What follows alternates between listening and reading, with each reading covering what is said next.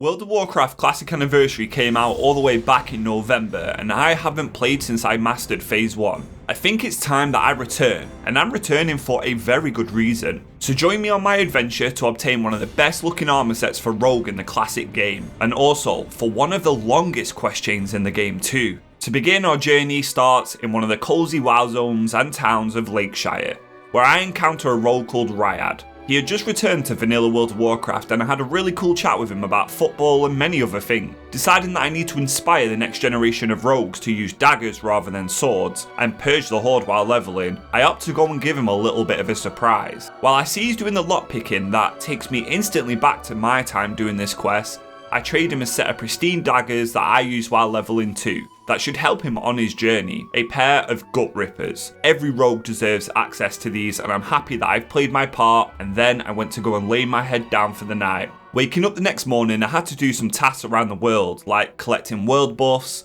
These are powerful effects that can increase your damage and healing output by quite a lot. One of these is a flower. Yeah, super duper powerful flower that only a certain amount of people can loot, I think. So people gather around the flower and just wait. Then this little shithead mage, Amanet, runs in and frost novas all of us, distracting us. And while I'm distracted, the flower blooms. I click on it way too slow, meaning after a 30-minute wait, I lost it. I hate the horde. There's also a BOE item called the Onyxia scale cloak that can be sold on the auction house that we are going to need for our next raid that's coming up very soon. I thought I sold mine, so I spent a massive 300 gold on another cloak as I was about to go and raid, but as I checked my mailbot, turns out I cancelled it in time, so I've just lost an insane amount of gold. I really hope I can sell this one now. So even though this is a guild raid, it's a SR run, meaning soft reserve. On an external website, you can choose a couple of items that you can reserve, and then you only roll against others that have reserved that item. You can get a third option if you buy a flask. The issue is the flask is 300 gold. Hell to the no, I am not buying that. I'm going to need a lot of gold for the end goal of this video. As we go to enter our first raid of Phase 2, Blackwing lair with my friend Forks and the guild, my add-on starts going insane, and I'm expecting a few players, and oh my lord, there is so much PvP going on. Dead bodies, and it's a free-for-all trying to fight your way to the raid. This was pretty epic, I must say. We purged every single horde from this hallway, and I gotta tell you, I've done this corpse run a lot when I died to all the Hodge run, so dying here is not a fun experience. But as I place my hand on the orb, we enter into our raid of Blackwing lair. Straight away in the first room is the first boss, Razorgore. This boss fight is a very unique one in WoW. You've got to kill a couple of orcs first, then you are split into several different groups. Someone mind controls the orb with a blue beam and forces him to break his own eggs? Yeah, this game is pretty sadistic, isn't it? We are not good people. Anyhow, it's a pretty easy fight, but it just takes a while to do. We kill ads that come out, and that's really about it. Until after he destroys egg number 30, he becomes super duper pissed off, and now we've got to kill Razorgore. It's just a really easy burn phase though now, and that is boss number 1 of Blackwing lair done. No loot though. What I love about Blackwing lair, at least the first 2 bosses, is the lack of trash.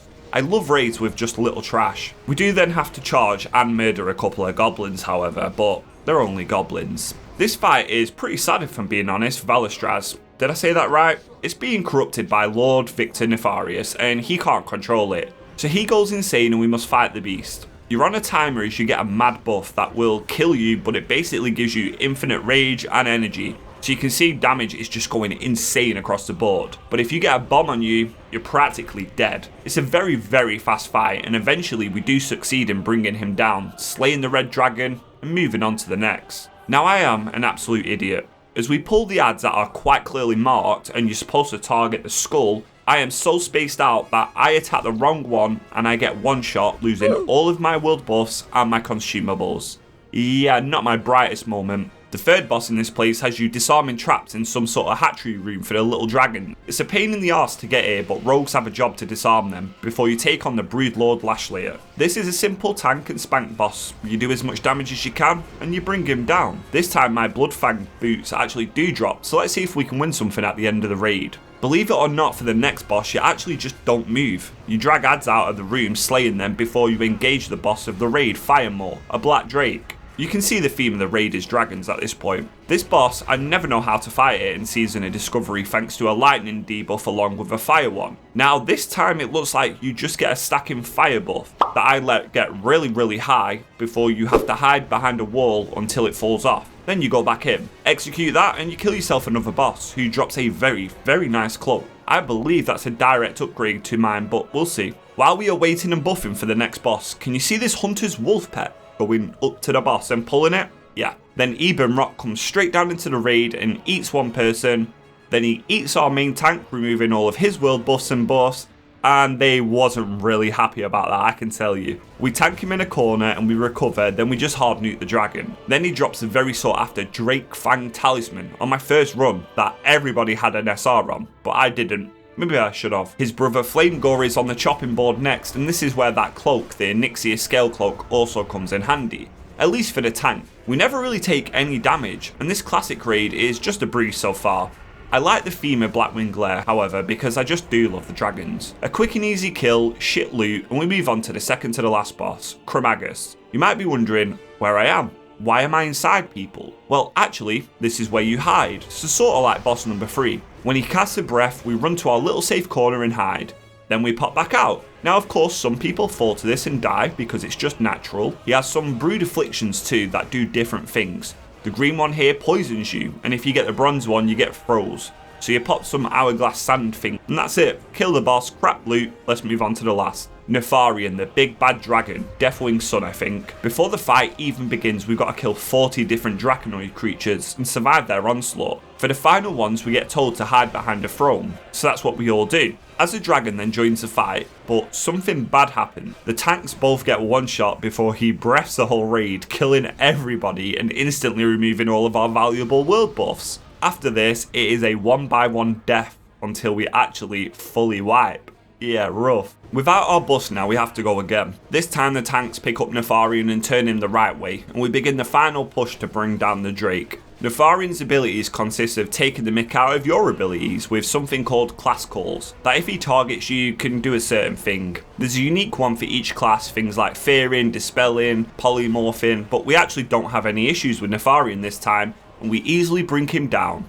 A bit slower, but much safer. He dropped some really good boots, and I think my best in slot necklace, that's for the whole game. But I didn't know at the time, so that sucks. Right, onto the loot. I didn't win the roll on my boots with the Shadow Flame, because I didn't know they got rolled out as I looked away, fantastic. Then out comes my tier boots, and I roll a huge 47 and lose them, typical. Then the Cloak of Flame comes out, and we don't win that either. I mean, it is the release week of the raid, so getting loot is always going to be pretty rough. And that is it. We take the portal to Ironforge, and that is Blackwing lair cleared already. After experiencing this raid and feeling a bit of a slight burnout, I decided here to disappear into Season of Discovery for close to a month. I would hop back on and try and kill Onyxia every now and then to obtain either the Bloodfang Hood or this skag, a super sick sword. And it just had us taking the bow over and over, and somehow I would even fail the smallest of jumps. Yup. Now Onyxia is a really easy fight, but what followed for me was just awful raid after awful raid.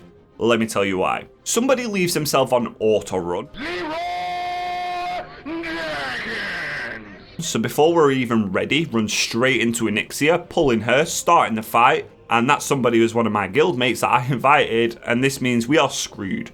We try to run back in, but a breath of Onyxia plus the guards equals instant death. Then when we pull her normally the time after, a rogue rips aggro without using feint or vanish, and Onyxia targets the whole raid, fire breaths all of us, causing most of us to die. Which then turns into a chain reaction of deaths, and at this point people have had enough and leave. So after forming the group for about an hour, we spend 30 minutes doing the boss, just to have to spend another hour forming the group. Perfect. The good news about finding more people is you meet funny little creatures like Cold Emoji the gnome. I think she's just as broken as me if I'm being honest. But she is a gnome after all, and we can't deal with that. So I traded some fish so she can stop being gnome. Then I went around trying to change all the gnomes whenever they wanted to or not. Now, hours later, I wish I can tell you that it got better for me, but it doesn't. As Onyxia comes down in the last phase, we start to lose a few people, no biggie, except all them people are our healers, and we are so in trouble again. I get cleaved, but she is nearly dead. You just gotta push it a little bit more. Onyxia goes down to the last few percent, but with only a few people left, it's game over, and we wipe out 35k left. I've run out of time to continue the raid now, and patience. I would then disappear for another whole month, with Onyxia having claimed dominance over me. But then, the drums of Zul'Gurub tempted me, and whispers of a unique armor set obtainable started floating about. Having returned to Classic Anniversary, now out for blood, out for revenge, and out for that Bloodfang helmet, it seems after some time has passed, people have figured out the way to do it in Onyxia, so I finally got to kill her again, but the helmet still eluded me. While waiting for my Onyxia lockout, it was time to start that quest chain I spoke about. It required us going to Ironforge to start it off and speaking to Deliana for a quest, an earnest proposition, in exchange for some blood samples from the wildlife in Winterspring, and 20 gold along with my Shadowcraft braces. She can exchange them for an upgrade, so a task for a task. But I've got to pause it here. Before we get the blood, Onyxia reset just happened, and it was my last chance at getting that super cool helmet, but I just wanted it so bad. So back to Onyxia I go, where I put my SR on the Bloodfang helmet and I rip threat. With half of the raid dead, I masterfully top the damage charts while tanking the dragon as a rogue. My reward for tanking her is none other than my helmet dropping. Yes. With this beautiful helmet now on, and now we are looking badass, it's time to go fetch that blood that was asked of us. It actually took me quite a while to gather these blood samples, as I guess some of the bears just don't have blood. The plus side is, I'm a skinner, so I managed to get some leather, which can boost our gold up by quite a bit. However, I do have nearly 900 gold, surely this is going to be enough. As I get the last blood from the animals, I then accept a raid invite. Then I head back to Ironforge to turn in the quest to Deliana and give her the materials required. We then get the Dark Mantle braces and the next quest. Well, we've got to take a container to Tanaris. This is where I realise, by turning in these quests, I've lose my previously enchanted gear, so that's a bit of a bummer. The raid we're going to is none other than Zul'Gurub. The drums are beating, the trolls are gathering strength, and it was time to enter. Now I wish I could tell you this was an interesting raid, full of loot, full of drama, full of close fights, but it really wasn't. I think Zul'Gurub is a catch-up raid where you can get materials for enchants like this, super rare mounts like the tiger, and a few good items here and there like this offhand sword. But we started the raid at around 11, and not even an hour later we progressed to the last boss. All of the loot that dropped prior to Hacker was just not usable by my class except a skinning knife. As long as you get poisoned blood by the Sons of Hacker, he is a very easy fight. We do lose a few people and I forget to get poisoned because of course I do, but we are stabilising. My damage is also really nice, and after less than an hour, we clear the whole of Zul'Gurub. Didn't win a single thing, but it's the experience of doing it that counts. So with Zul'Gurub out the way, Onyxia's head obtained, the next thing I wanted to put all my focus on was this quest chain for the Dark Mantle armor set. This is a direct upgrade to my current Shadowcraft set in every way I believe. First I had to go all the way to Tanaris where I received a quest, the Ectoplasmic Distiller, requiring us to buy some materials off the auction house and collect some. But immediately this is where the quest chain starts to get just so expensive. A delicate Arcanite converter is nearly 100 gold. Yeah, insane. I even checked the mats for it and it comes out to roughly the same price, so I'm already 90 gold down off one item. Then I need Greater Eternal Essences, 4 of them and they're 6 gold apiece, along with 10 stone scale oil, so that's way over 120 gold down the drain. This part of the quest then had us travel to the hot land of the Burning Steppes, where lava's running freely, to get ourselves some volcanic ash, well 25 ash to be exact. Thankfully they don't just drop one each time and they've got a chance to drop several, so this part of the quest is not too bad. Just run around and collect some dirt off the floor, marvellous. With all the materials I head back to Tanaris and this little goblin called Mux to turn it in, who even says, I understand the materials are a bit pricey. You're damn right they are. And he even has a cheek to take an extra 40 gold off me, before we then get another quest called Hunting for Ectoplasm. Using all the ingredients he just got us, we've now got to travel the whole world once more, because we're a Ghostbuster. The first place where we got to hunt down some ghosts is Southwind Village in the zone of Syphilis. I hate saying this name because it sounds so much like something, yeah, never mind. We've got to place down our limited ectoplasmic distillers on the floor, and here we got to kill ghosts next to them to loot scorched ectoplasm. These mobs actually hit pretty hard, and one thing I forgot to do quite often is buy food.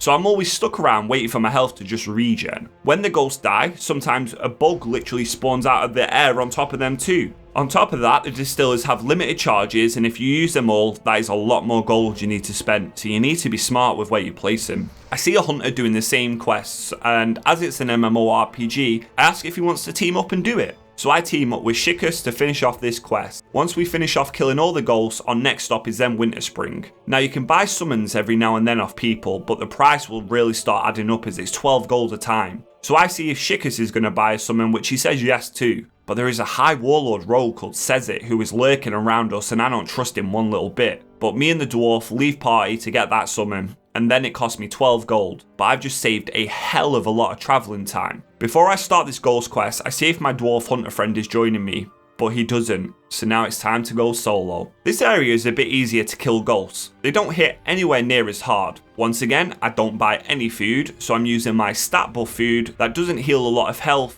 to heal, because I am not the brightest of rogue. We collect 12 frozen ectoplasms in Winterspring before I actually know that a step's coming up, thanks to doing one of these quests earlier in Season of Discovery. Running all the way from the top to the bottom of Winterspring in a cave is an imp who's actually friendly, but he's surrounded by unfriendly demons. Luckily I have vanished, so it's easy for me to get to, but for another 40 gold, he sells me a fell elemental rod. This will save me a lot of time in the future because Blizzard likes to make you go back to places you've already been. Now as I'm AFK for a few minutes, a ugly ass rogue called Ting Buk Tan decides to gank me. Now he's just gave me an insanely long corpse run back down, but actually he just did me a favour because I just take resurrection sickness and I get teleported back up, so cheers mate. So I then went to the Plaguelands to take on the ghosts here, but they beat the shit out of me over and over. I didn't realise that these eyeless watchers actually call for help until I read my chat. And I was sort of treating it like Season of Discovery, where I can easily take on many mobs. Here, I've got to be a bit more careful.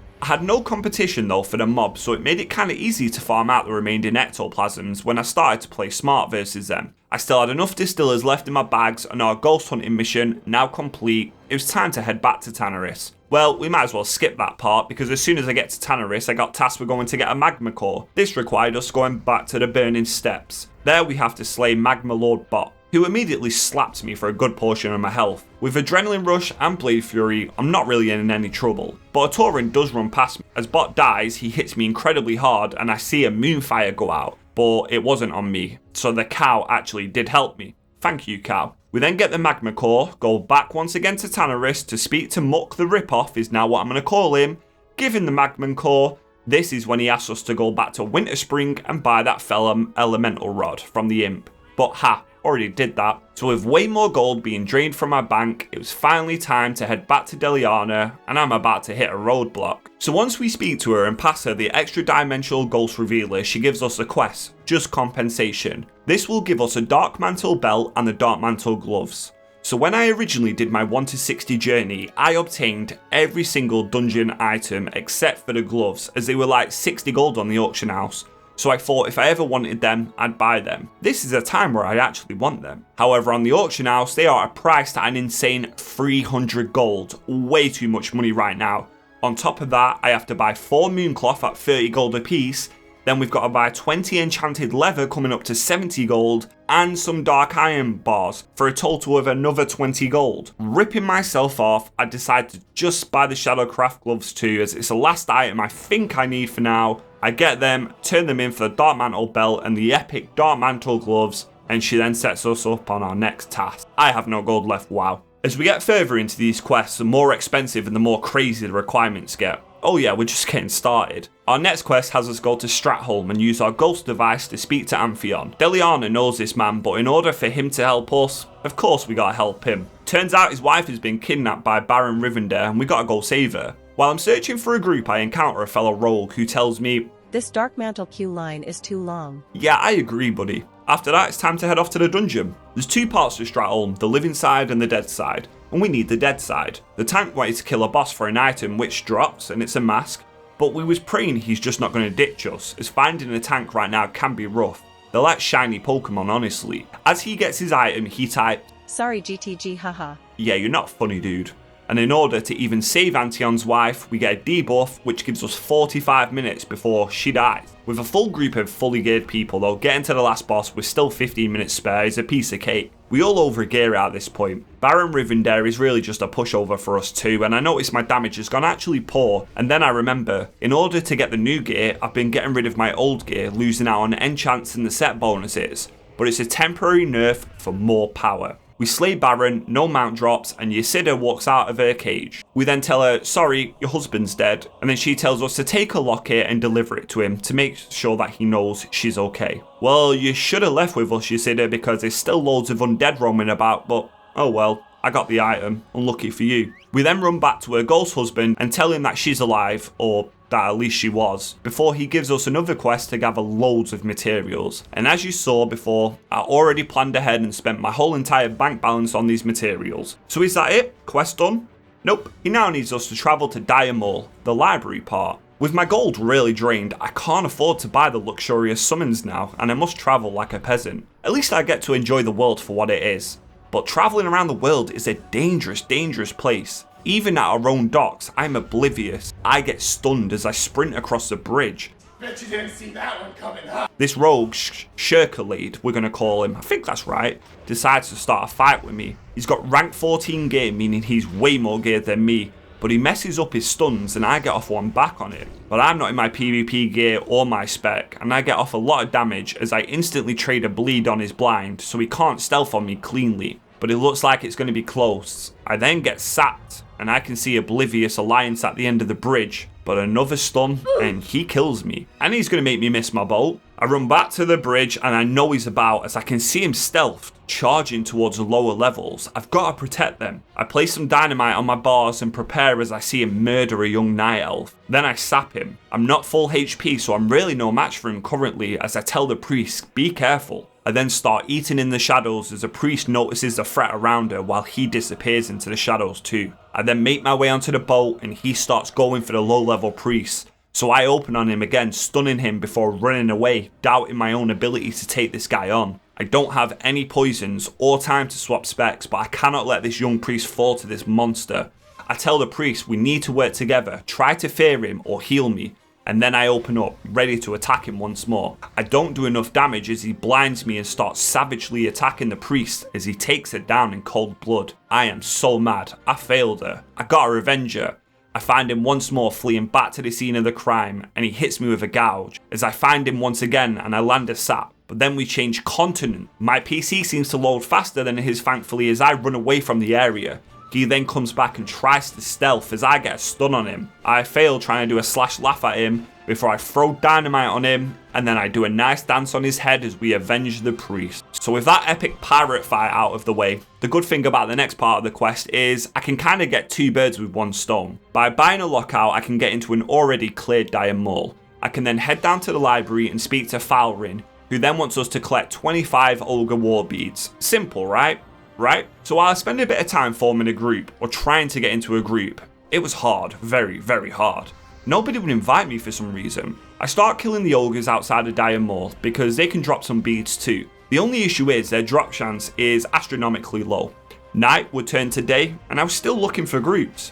People are selling boosts or items or cleared lockouts, but nobody is running it for any other reason. Morning became afternoon and I finally found a dungeon group and I looted my first Olga bead, which was a blessing, honestly. It wasn't as if I can just kill these ogres over and over. I had no poisons, no food, was unprepared, and these guys are elite ogres so they do hurt, but the mages can be took down a little easier. And I actually got super duper lucky and got back-to-back Olga beads, but I still need 23 more. Oh yeah, so the dungeon run I finally got into was a wrong dungeon. I went to Dire Maul East, where there is no ogre for beads. But as I already said our goal, I went and cleared out the place with these people anyway. It was super quick, so I didn't really mind too much. But then finally I met these guys, my heroes. Now I've only just realised by going back on my footage, look who the rogue is. He's the one that wiped us in Onyxia by ripping Fret. Small world. Anyway, the past is the past and these guys all need ogre war beads. So at least we'll all have the same goal in mind. In Dire Maul North, these drop rate is much higher, with them dropping all the time. However, we've got no tank, so we are having to rogue tank, but these mobs bloody hurt. But then in comes the Horrocks. I probably butchered your name, my bad. a warrior tank who's also needing beads, and we have a full group, and I'm just so happy to start making progress. Now for some reason, I'm just a detriment to this group. I think this is why I'm not getting invited. Because I'm in stealth, I think I can't pull. And while the warlock is having keyboard issues, I ninja pull everything. These hyenas have a slow too. This reminds me of a certain mage that didn't cast some sort of frost spells because he had no mana, right? But by going back and gouging the hyenas and trying to stun these creatures and use our class toolkits, we all get out safely. Is what I would say, but I think the paladin bubble and died. At least it's not on hardcore. Okay, surely that one ninja pull was an accident, right? Well, I also pull another pack of mobs. This is as much as we can handle though, so it's not too much of a problem. I then ninja pull again, at least I think it was me, and yeah, I'm once again not having my best moments, but hey, ogres means ogre beads, right? Anyway, a little while later after more ogres, I'm almost at 20 out of 25, and we just had to cull their population. But then I realised that the warlock's not been looting beads, so I ask him if he's on the beads too, right? To which they reply, I don't have this quest. So they're just here killing ogres. I did tell them that we are just farming beads, but they really didn't mind. We do a reset and spend some more time farming out the remaining ogres before I finally get that 25 out of 25. Now as we're all on the same quest, it only makes sense to stay and help out and see what comes next for us all. Well, death is what comes next for me, of course. As we all finish off our beads, I decide to try and help the non-stealthers in the group by distracting the NPCs. That fails, so yeah. After turning in the bead quest, we sent it into Diamore West, this time just for one item thankfully. It drops off one of the ghosts inside of here and we get it pretty quickly as the ghosts die really fast, and it's a Jeer Inspector's Essence. But then I realised something. I already pre-bought the Brilliant Shards, but I forgot the Dark Runes, and the Paladin didn't bring them either. Luckily, you can buy them off the auction house, but I'm down to my last 150 gold. And if there's any more materials required on this quest, well, I'm screwed. The Paladin says he will teleport back to Stormwind and buy me some and then come back, as me and Dahorix are throwing random rocks at each other. I didn't even know things like these even existed in this game. So the Paladin tells me they are 13 gold 60 on the auction house, so I'm like, cool, not bad, I can afford that for 4 runes. Then I help out another travelling warrior who wants me to open some doors for him, but we've already done that, so we invite him in and let him use our lockout. While I pass the time, I obviously pick on Horde, because if it's red, it's dead, and I've sort of let that go recently to be more efficient. Some people have been mad at me in the comments for killing people that are also AFK, but I guess you need to choose a better place to hide. After all, it happens to me, and we just sit there killing people. When the Paladin comes, I trade him over 20 gold thinking I'm being kind before he tells me 13 gold each. What? Oh god, I'm screwed. So I trade him 50 gold and I really want to cry. After going back to Falrim with his task done, he then gives us a challenge. We need to be sentenced in Blackrock Depths in the Ring of Law, place a banner so Feldrin gets mad and comes and faces us. We keep getting ambushed by spectral stalkers too, as Dahorix goes to trade me 100 gold. He accidentally puts in 1002 gold and I should have hit trade, but I'm a nice person. He's giving me a small loan of 100 gold for these next steps coming up. Thankfully, because we all farmed Ogre Bees together, we can stay in a group of 2 rogues, a warrior tank and a paladin healer and keep smashing these quests in. And it was pretty cool all of us riding to Blackrock Mountain together, and this is what I love about this MMORPG, it's just the small things. We make our way back to Blackrock Depths, where I haven't been since I used to farm my Hand of Justice trinket for gold. Probably should do that again soon. Then as we wait at the Ring of the Law, well, Lil Pal says, let's just wait here as Dahorix just jumps over. Now we did murder the boss there, and for some reason I didn't clip that part, but it was just this image of me dead on the floor while everybody else was alive and killed them. Then it was back to the Ghost in Plaguelands, as we all have Resurrection Sickness and Red Armour, to turn in the top piece of Lord Valfalak's amulet and get Antion's Parting Words quest. This is where our paths would now come to an end. By going into Stratholme and me kicking them from the group, they can get a free Hearthstone. We all say our heartfelt goodbye, as every single person is refusing to do the final part of this quest chain. But I'm not going to refuse, I am going to complete it, no matter what. I made some nice friends doing this, and as I watch each of them disappear into the void, my goal was finally in sight. I head back to the hometown of Ironforge and repair all my gear and head to Deliana.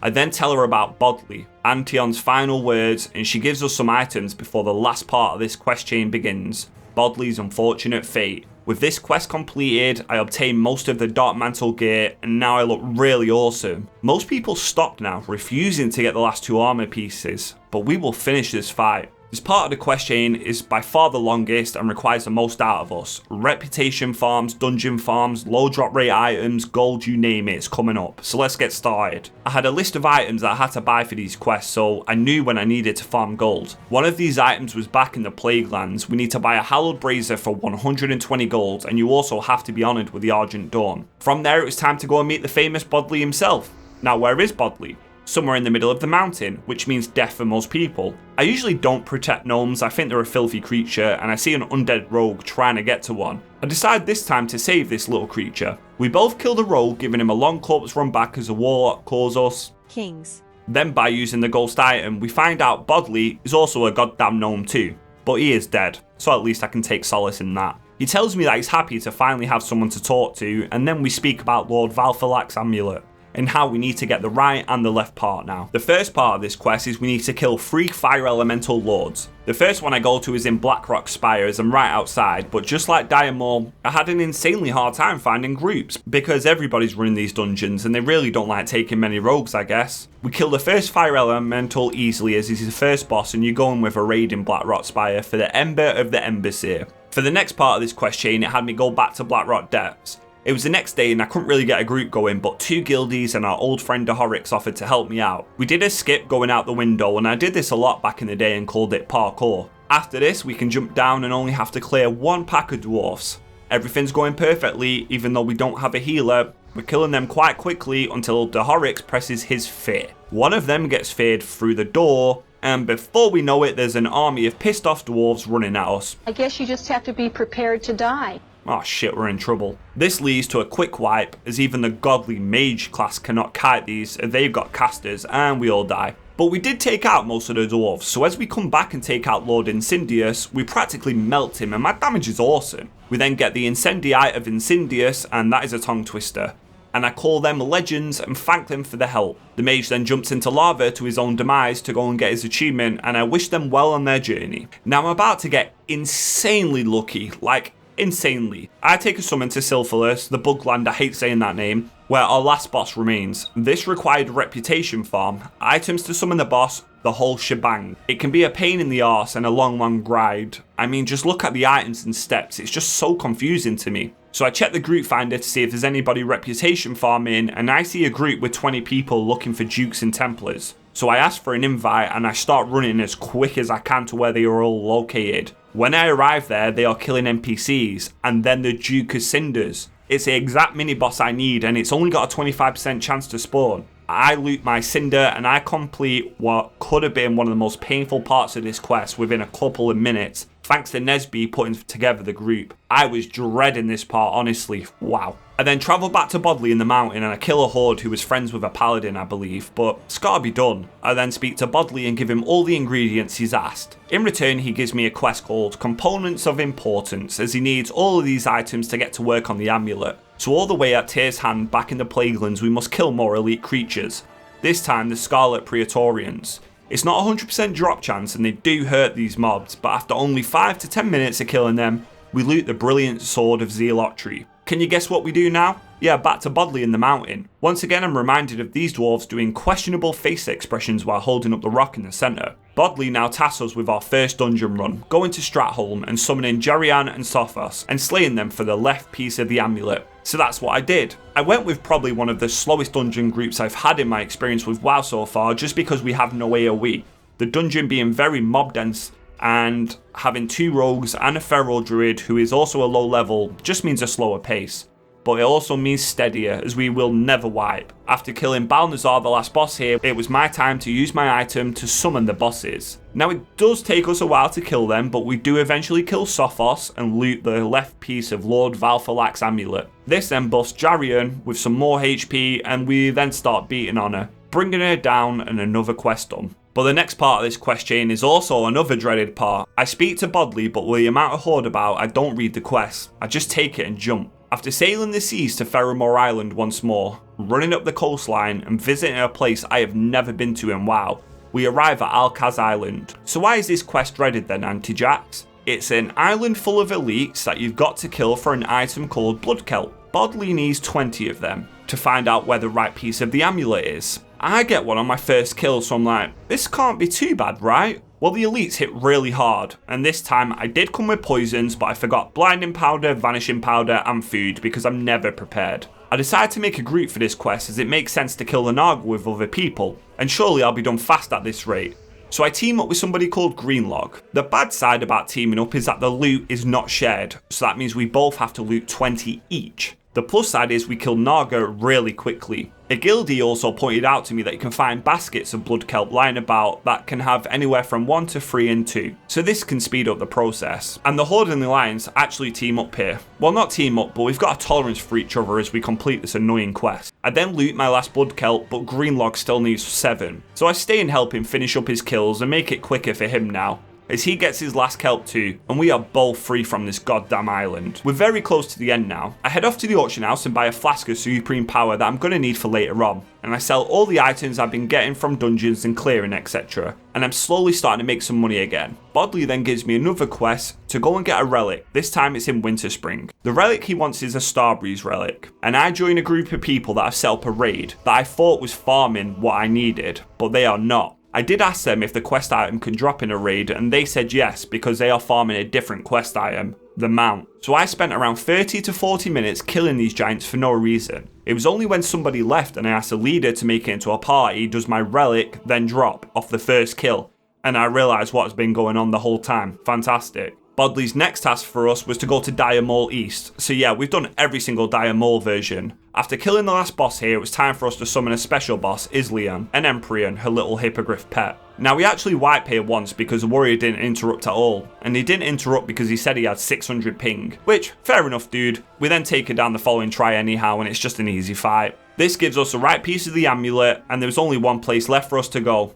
Yeah, back to Bodley in the mountain. Now what task could Bodley possibly want us to do now? As I give him the amulet and the brazier, he then asks us for a few more things, so he can summon the Lord Vafalak himself, 40 Blackrock bracers and a flask of supreme power, but 40 bracers. So for the next several hours, I spend it in one place, and that is in Upper Blackrock Spire, doing full clear after full clear. I wish I could showcase you how much pain this actually was for me, having to wait to get into a group. Then what makes matters worse is that if people don't even loot the orcs, I can't even loot the bracers, and they don't have a 100% drop chance. Oh god. On top of that, I had to complete the mandatory War Chief Ren Blackhand fight, which has me standing around for 5 to 10 minutes each time. And this quest was a pain in my backside, I will say. But one of the plus sides is, because I've got a skinning knife from Zul'Gurub, I can skin the beast. By doing this, I free a gnome called Pip. He then gives me a quest after I save him and I listen to his story, and we might follow that up at some point in the future. Anyway, after 3 to 4 runs of Upper Blackrock Spire, back to back over a few hours, I get 40 braces, thinking that surely this was the final part. I then get myself killed and I run back to Bodley and I turn in the final quest, the final preparations, before he gives me another quest, to finally summon Lord Vafalak and kill him. So once again I needed to go do another Blackrock Spire. I was sick of this place. The group I was going with knew I was going to summon the boss, and they were up for it too. We killed War Chief Blackhand once more, and a raid boss summoned on our heads. I've never seen this happen before, and we were all extremely shocked that I'm big dragons here. Turns out if you got a ring on called the Seal of Ascension, this dragon will spawn and help you. Always new things to find out in this game. But just as we're about to kill the last boss, the leader, and he has a healer, disconnects, leaving us with very little chance that I can kill the boss. At this point, I am tired, and there's no way I'll run this dungeon again. So I start searching for replacements, but after 15 minutes, Coco Billy comes back. My chance at killing Vafalak is saved. We take down the final boss, Drakish, and this is it. Everything I've done, every bit of gold I've spent, the whole journey, was to put back together the amulet and summon Vafalak. This boss does require a bit of coordination. 2 melee groups be in the circle and the start to make sure we don't stack and get one shot. I said at the start of the dungeon that I'll probably die, but he seems to be going down easily. The priest is spamming mana burn on him, and our job is to just kill these ads as soon as we can. But then Lord Vafalak starts doing crazy damage to me, and I don't even know why. And I actually do die. I think I died to cleave, I'm not sure. But of course, I've got floor point of view once again as we kill him. We then use the amulet on his body to summon his spirit and speak to him. We give him his amulet, and in return, he speaks of our courage. Not like the thieves that took his amulet. Tells us to go back to Bodley, which I then do, and we say goodbye to the gnome, as he gives us a final quest, back to the beginning. I then head back to Deliana, as she says that I look a bit worse for wear. No shit. I tell her of my story and the adventure, and I turn in the quest to give us a dark mantle cap and the Dark Mantle tunic. I then equip them, giving us a full Dark Mantle set, and we look incredible. And that is a job well done. Who knew one quest chain could have so much to do? With a full set of Dark Mantle gear equipped, Zul'Gurub and Blackwing lair done, time for Antijax to take a short rest again, as I see bugs appearing in his future. Like the video if you liked it, subscribe if you're new, appreciate you watching, and I'll see you in the next WoW video.